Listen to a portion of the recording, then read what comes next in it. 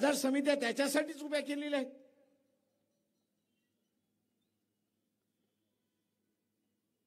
पण ते होणार नाही, कारण का बाजार समितीचे डायरेक्टर खासदार आणि आमदार हे नातेवाईक आहेत, हे आपण लक्षात घ्या.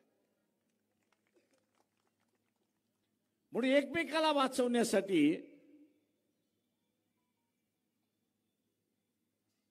हे मागे पुढे पाहत नाही आणि एक लुटारूंची व्यवस्था ह्या महाराष्ट्रामध्ये उभी झाली.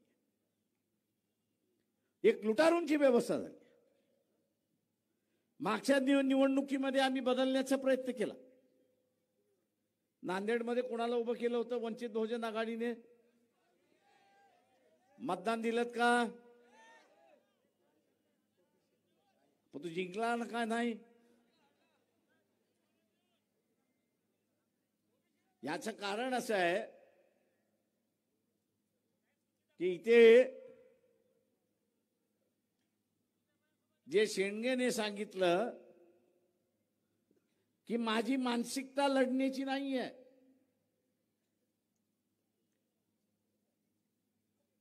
मी माझी लढण्याची मानसिकता केली पाहिजे. त्यांनी जे सांगितलं की आरक्षणवाद्यालाच मतदान दिलं पाहिजे.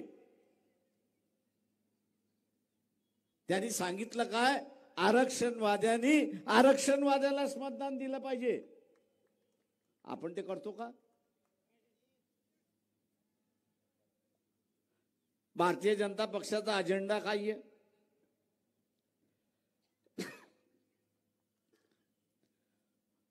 भारतीय जनता पक्षाचा अजेंडा काय आहे? आपण आरक्षण वाचवणं असं म्हणतोय. हे संविधान वाचलं तर आरक्षण वाचेल. हे संविधान वाचलं तर हे आरक्षण वाचेल.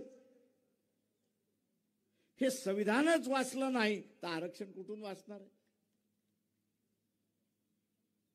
आणि म्हणून अधूनमधून भारतीय जनता पक्षाचा अजेंडा काय होतो? भारतीय जनता पक्षाचा अजेंडा आहे की आम्हाला संविधान बदलायचं आहे. मी 2दा-3दा मोहन भागवतांची भेट मागितली पण झाली नाही, दिली नाही. का मी त्यांना निमंत्रण देणार होतो की बाई या संविधानाच्या माध्यमातून काय वाईट आहे तेवढं फक्त सांगा.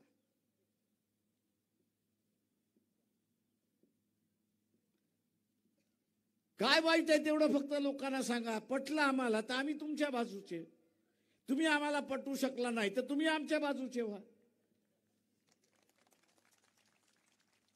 पण आमने सामने येणार नाहीत.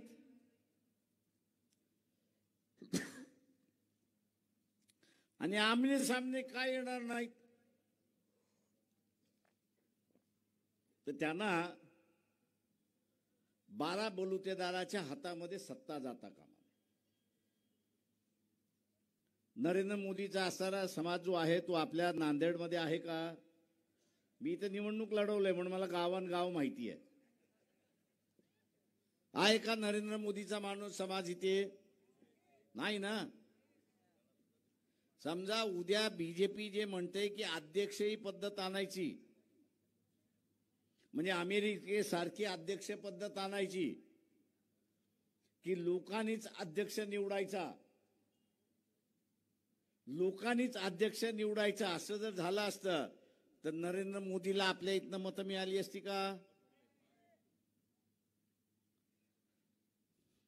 हे जे संविधान बदलण्याची जी चर्चा चालली आहे त्याचं मूळ कारण इथला तेली आहे, तांबोळी आहे, कुणबी आहे, लोहार आहे, सोनार आहे, धनगर आहे, मराठा आहे, हुशार आहे, लोकांचा विश्वास संपादन करू शकतो, लोकसभेच्या मतदारसंघातून निवडून येऊ शकतो, तर या देशाचा तो पंतप्रधान होऊ शकतो.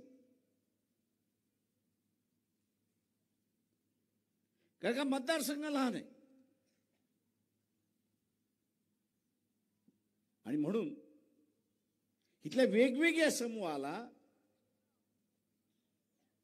पंतप्रधान होण्याची, निवडून येण्याची संधी आहे हे आपण लक्षात घ्या. जे अध्यक्षीय पद्धत आणते, मला एक सांगा, कुंभार जो आहे तो लोहाराला मतदान देतो का? देणार वेगळा, देतो का विचारतोय मी. देईन आहे ना. मग तुमचं मत जाणार कोणाला? तर ब्राह्मणाला जाणार. पाटलाला जरी गेलं तरी त्या राज्यापुरतं, बाजूच्या राज्यामध्ये पाटील आहे का? RSS ही संघटना कोणाची?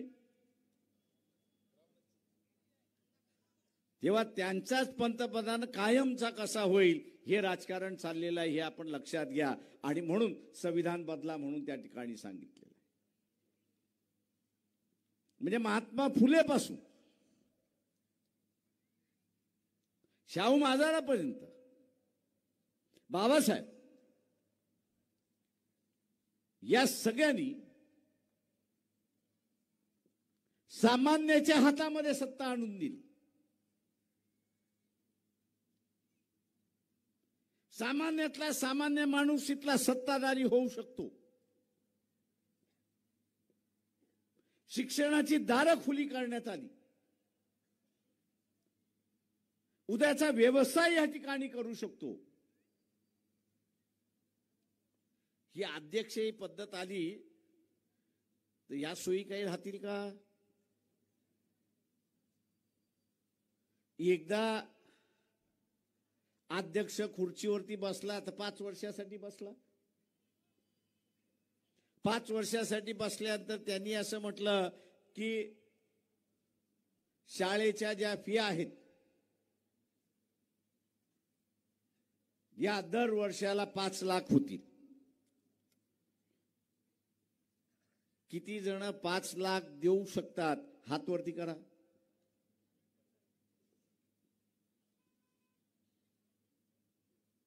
आताच देवेंद्र फडणवीसने सांगितलं की आम्ही 25,000 प्राथमिक शाळा बंद करणार आहोत.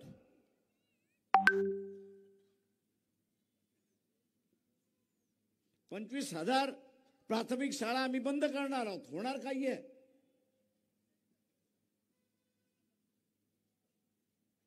होणार एवढंच आहे की खासगी शाळा सुरुवात होतील आणि त्या खासगी शाळेमध्ये 50,000 60,000 फिया होतील. देऊ शकता का?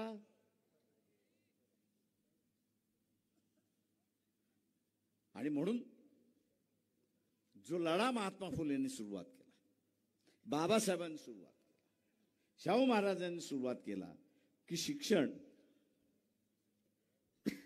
हे सर्वांच्या दारी असलं पाहिजे, सर्वांच्या आवाक्यामध्ये असलं पाहिजे. कारण का शिक्षण हे वाघिणीचं दूध आहे आणि जो कोणी पिएल तो गुरकावल्याशिवाय राहणार नाही, अशी असणारी परिस्थिती आहे.